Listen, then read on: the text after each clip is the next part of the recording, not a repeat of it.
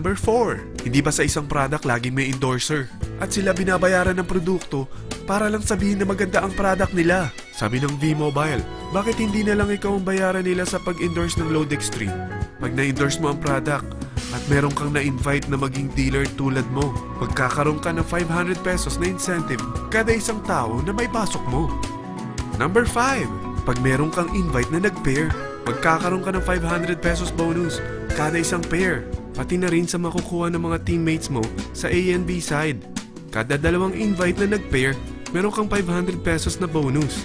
Kahit hindi na ikaw ang nag-invite sa kanila, basta nasa A side at B side mo at nag-pair, may bonus ka pa rin.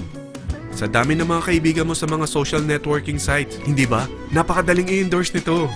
I-share mo lang yung business mo sa mga taong gusto rin kumita katulad mo. Huwag mo isipin na dahil nauna ang iba sa V-Mobile, lalong lumalaki ang kinikita nila. Dahil meron tayong tinatawag na safety net, ang maximum na pwede mong kitain sa isang araw ay 30,000 pesos. O in 1 week, 210,000 pesos. O in 1 month, okay na ba ang 900,000 pesos? Okay lang, hindi ba? Sa nilabas mo na capital na 3,988 lang, ay napakalaki na nito. At hindi lang pwede ito sa Pilipinas ha, dahil sa dami ng kapatid nating OFW worldwide, tiyak na gusto na rin nilang magnegosyo. Gusto mo ba lumaki pa ang earnings mo at malagpasan ng 900,000 a month? Kunin mo ang TriPack. Ito ang bestseller sa V-Mobile. Dahil 3 ang account mo, times 3 din ang kikitain mo. Oh, huwag mong isiping pyramiding ito. Dahil sa pyramiding ay walang product, hindi registered, at walang office. Mga bagay na meron ang V-Mobile.